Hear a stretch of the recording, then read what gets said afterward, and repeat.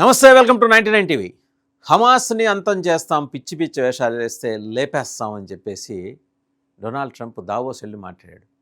సందర్భ శుద్ధి లేకుండా మాట్లాడటం ఏంటనేది అమెరికా అధ్యక్షుడు డొనాల్డ్ ట్రంప్కి తెలిసినంతగా మరెవరికి తెలిసే అవకాశం లేదు, సమీప భవిష్యత్తులో కూడా ఉండదు. ఆయన వెళ్ళింది ఏంటి, అక్కడ బిజినెస్, వాణిజ్యం, కామర్స్, వీటి గురించి మాట్లాడటానికి వెళ్ళి అక్కడ ఏం చెప్పుకున్నాడు, అమెరికా అంటేనే ప్రపంచం, అమెరికా బాగుంటే ప్రపంచం బాగుంటుంది, నేను చల్ల కదలకుండా, నా కడుపులో చల్ల కదలకుండా నేను బాగున్నప్పుడే ప్రపంచం అంతా బాగుంటుంది, నా కడుపులోనే ప్రపంచం అంతా ఉంది, అందువల్ల నేను చల్లగా ఉండేట్టు చూడండి, నేను చెప్పినట్టు చేయండి అని. ఇక్కడ అమెరికా అంటల్లా, నేను అంటున్నాడు. అంటే ఒక ఎక్స్ట్రీమిటీకి బియాండ్ పాయింట్కి వెళ్ళిపోయాడు ఆయన. అదే విపరీతం పైత్యం అనుకుంటే ఆ పైత్యానికి పరాకాష్ఠకు చేరిపోయింది. వెళ్ళి దావోస్లో ఏం మాట్లాడతాడు, అర్థం పద్ధతి లేకుండా. మాట్లాడాల్సింది ఏంటి, కామర్స్ గురించి మాట్లాడాలి, ఫ్రీ ట్రేడ్ అగ్రిమెంట్స్ గురించి మాట్లాడాలి, లేకపోతే వరల్డ్ ఆర్డర్ ఏదో నిర్మిస్తానంటున్నావు కదా దాని గురించి మాట్లాడాలి. నువ్వు మాట్లాడింది హమాస్ గురించి. హమాస్ నీ ముందు ఎంత పెట్ట, నువ్వెందుకు హమాస్ని అంతం చేయలేకపోతున్నావు? ప్రపంచం అడుగుతుంది, ప్రపంచ దేశాలు అడుగుతున్నాయి నిన్ను ఈరోజు, చేయలేకపోతున్నావు. You have your own reasons. Iran నుంచి ఎదిగిన, ఇరాన్ సపోర్ట్ చేస్తే ఎదిగిన హమాస్, హౌతీస్, హెజ్బుల్లాస్, ఈ మూడు ఉగ్రవాద సంస్థలకి ఫండింగ్ ఇరాన్ చేసింది. ఇరాన్కి ఇన్నాళ్ళు ఫండింగ్ చేస్తూ వచ్చింది ఎవరు? Deep state. డీప్ స్టేట్ వెనకాల ఉన్నది ఎవరు? అమెరికా. డీప్ స్టేట్లో ఉన్నది ఎవరు? అమెరికా. ఆ రోజు మీకు తెలీదా ఈ మూడు ఉగ్రవాద సంస్థల్ని మీరు పెంచి పోషిస్తున్నారని? ఖైదీలు అప్పగింతప్పుడు కూడా ఒక్కసారి రివ్యూ చేసుకోండి ట్రంప్ గారు. మీ ఖైదీలని వేరే దేశం నుంచి విడిపించుకోవడానికి మీరు పైసలు చెల్లించారు, వాళ్ళ ఖైదీలని ఉత్తినే విడిచిపెట్టి వచ్చారు. ఎందుకు ఆ పైసలు చెల్లించారు? ఉగ్రవాదం కోసం, ఉగ్రవాదుల కోసం. ఉగ్రవాదులు ఏం చేశారు? మీరిచ్చే పైసలే కాకుండా డ్రగ్ కార్టెల్స్ పనిచేస్తూ దాని ద్వారా వచ్చిన సొమ్ముని ఉగ్రవాదం వైపు మళ్లిస్తూ, వాళ్ళు ఎలాగా ఒక ఇస్లామిక్ ఫండమెంటలిజం ఏ స్థాయికి వెళ్ళిందంటే, ఈ జిహాదులో మరణిస్తే నేరుగా స్వర్గానికే 72 మంది కన్యలు ఎదురు చూస్తుంటారు. అదొక విపరీతం. ఆ విపరీతాన్ని హమాస్ ఉపయోగించుకోగలిగింది. అద్భుతమైన ఇజ్రాయెల్ మేధో సంపత్తిని సవాలు విసురుతూ 3 ఏళ్ల క్రితం జరిగిన ఈ మాసకేర్ మారణకాండలో 1500 మందిని ఊచకోతకు వచ్చింది హమాస్. మరి ఇజ్రాయెల్ కొన్న మేధో సంపత్తి మొస్సాద్ కన్నా గొప్ప మేధో సంపత్తి అయితే అమెరికన్ ఇంటెలిజెన్స్కి లేదు కదా. ఈ రోజుకి ప్రపంచం నెంబర్ 1 మొస్సాద్. అలాంటి మొస్సాద్నే బురిడీ కొట్టించి సొరంగాలు, బొరియలు తవ్వుకుంటూ ఇజ్రాయెల్లో ప్రవేశించి ఇజ్రాయేలీల పండగ రోజున, వార్షికగా జరిగే ఒక పండగ రోజున ఊచకోతకు వచ్చింది హమాస్. ఖైదీలుగా కొందరిని పట్టుకెళ్ళింది, బందీలుగా కొందరిని పట్టుకెళ్ళింది. ఆహారం లేక కృషించి చనిపోయిన వాళ్ళు చాలామంది ఉన్నారు. ఎముకల గూళ్ళ మొన్న శాంతి ఒప్పందం తర్వాత తిరిగి వచ్చిన వాళ్ళు ఉన్నారు. ఇవాళ హఠాత్తుగా మీరు హమాస్ని నేను నిర్జిస్తాను, ఇది మీ వల్ల కాదు ట్రంప్. ఎందుకంటే చాలామంది చరిత్రకారులు అనేది ఏంటంటే, హమాస్ అనేది ఒక ఎమోషన్స్ మీద నిర్మితమైన ఉద్యమం. అఫ్కోర్స్ అది నిజమై ఉండొచ్చు కాక పాలస్తీనియన్ల కోసం అని చెప్పేసి, కానీ ఆ ఉద్యమం తర్వాత ఫండమెంటలిస్టుల చేతుల్లోకి వెళ్ళిపోయి మతఛాందసవాద ఉద్యమంగా మారింది. ఉద్యమం అంటారు, ఉగ్రవాదంగా మారింది, నరికి పారేస్తుంది. బట్ ఏ మాట కామాట ఇజ్రాయలీ డిఫెన్స్ ఫోర్సెస్ ఈ హమాస్ నాయకుల్ని వెతికి పట్టి మరీ చంపారు, రైట్. కానీ శత్రుశేషం ఇంకానే ఉంది. రక్తబీజుడు అనే ఒక రాక్షసుడు ఉండేవాడు. వాడి మీద అటాక్ చేస్తే వాడి శరీరం నుంచి కారిపడే రక్తబిందు నుంచి ఇంకో రక్తబీజుడు పుట్టేవాట. అలాంటిది హమాస్. ఇవాళ మీరు ఛాలెంజ్ చేస్తున్నారు, నేను నిర్జించేస్తాను. మీ సొంత దేశంలోనే మీకు వ్యతిరేకంగా జరుగుతున్న ఉద్యమాలని నిర్జించలేని మీరు ఎక్కడో ఇజ్రాయెల్ పక్కన ఉన్న గజా స్ట్రిప్లో ఉన్న హమాస్ని నిర్జిస్తాను, దానికోసం మీరేదో శాంతి నిలయం ఒకటి పెడుతున్నారు, ఒక పీస్ వ్యవహారం ఒకటి నడుపుతున్నారు. దేశాలన్నింటినీ కలిపి అందరూ తలో $1 బిలియన్ ఇవ్వాలట. ఎందుకు ఇవ్వాలని అడిగాడు ఇమాన్యుయల్ మ్యాక్రాన్, ఫ్రాన్స్ ప్రెసిడెంట్. ఇన్నాళ్ళు మీకు స్లేవరీ చేశాం, ఎందుకు చేయాలన్నాడు ఇజ్రాయెల్ ప్రధానమంత్రి.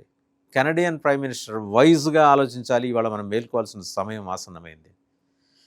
సో ఇన్ని స్వరాలు ఒకప్పుడు మీ మిత్ర దేశాలు, నిన్నటి వరకు మీ మిత్ర దేశాలు ఇవాళ మీ మీద ధిక్కార స్వరం వినిపిస్తుంటే ట్రంప్ ఇవాళ మీరు వచ్చి గాజాలో హమాస్ని నిర్జిస్తానని టుమ్రీ దేశాలను వెంబడేసుకొని, ఒక పనికిమాలిన ఫెయిల్డ్ మార్షల్ని వెంబడేసుకొని మీరు చేస్తున్న విన్యాసాలు చూస్తే జనం నవ్వుకుంటున్నారు. దావాస్లో మీరు ఇచ్చింది ప్రసంగం కాదు, మీరు చేసింది స్టాండప్ కామెడీ. సో మీరు ఒక స్టాండప్ కమెడియన్గా ప్రపంచ దేశాల ముందు ఈరోజు మేనిఫెస్ట్ అయ్యారు. మీ నేపథ్యం ఒక గొప్ప వ్యాపార సామ్రాజ్యం నిర్మించిన నేపథ్యం. మీ బలహీనతలు, మీ అల్లుడు, మీ స్నేహితుడు. మీ అల్లుడికి క్రిప్టో కరెన్సీ వ్యవహారం నడుపుకోవడానికి పాకిస్తాన్లో పర్మిషన్ కోసమని సయ్యద్ అసీం మునియన్ని చేరదీసి వారానికో నెల రోజులకో ఒకసారి పిలిచి భోజనం పెట్టి 2 జతల బట్టలు ఇచ్చి 1000 రూపాయలు జేబులో పెట్టి పంపిస్తున్నారే. మీ లౌక్యం ప్రపంచానికి తెలియదు అనుకుంటున్నారా? అండ్ ఇదే సయ్యద్ అసీం మునియన్ మీరు ఎందుకు చేరదీశారో ప్రపంచానికి తెలుసు. ఇరాన్ మొత్తానికి ఈ మిగిలిన ఇస్లామిక్ నేషన్స్ ఇరాన్తో కలవు. ఇరాన్ వ్యవస్థ వేరు, వ్యవహారం వేరు. సో ఇరాన్ని కట్టేలు చేయాలంటే మీకు ఒక బేస్ కావాలి. ఎక్కడ కావాలి? పాకిస్తాన్లో కావాలి. భారతదేశం మీకు బేస్ ఇవ్వదు. పాకిస్తాన్లో సయ్యద్ అసీం మునీర్ దగ్గర పైసలు ఉండవు. మీరిచ్చే డబ్బులతో 10 రూపాయలు ఇస్తే 8 రూపాయలు ఉగ్రవాదానికి ఖర్చు పెట్టి 2 రూపాయలు ఆయన జేబులో పెట్టుకుంటాడు. అలాంటి వాడిని ఒకడిని పెట్టుకొని పక్కన మీ అల్లుడి వ్యాపారాలు కూడా నడుస్తాయి మరో పక్క. అలాగే మీ స్నేహితుడు రియల్ ఎస్టేట్ వ్యాపారం ఉన్నాడు, ఆయన వ్యాపారాలు నడుస్తాయి.